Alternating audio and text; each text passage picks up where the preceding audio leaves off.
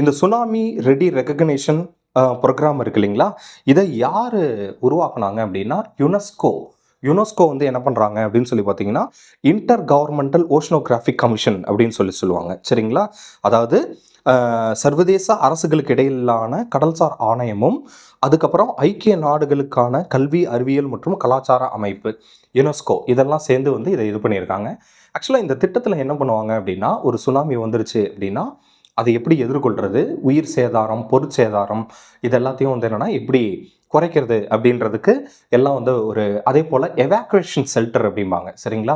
அதாவது வந்து என்னென்னா ஒரு நிவாரண ஒரு பாதுகாப்பு கட்டிடம். சரிங்களா? திடீர்னு சுனாமி வந்துருச்சு அப்படின்னா அந்த எவாக்குவேஷன் ஷெல்டருக்கு போயிட்டாங்க அப்படின்னா அவங்க ஒரு புயலே இருக்குது அப்படின்னா கூட அவங்க பாதிப்படையாத மாதிரி ஒரு பேரிடர் காலங்களில் வந்து என்னென்னா அரசு வந்து என்னென்னா நிறைய இது எவாக்குவேஷன் ஷெல்டர்லாம் கட்டி வச்சுருப்பாங்க. ஸோ இது எல்லாத்தையும் உள்ளடக்குனது தான் வந்து என்னென்னா இந்த tsunami ready and recognition programme. சரிங்களா?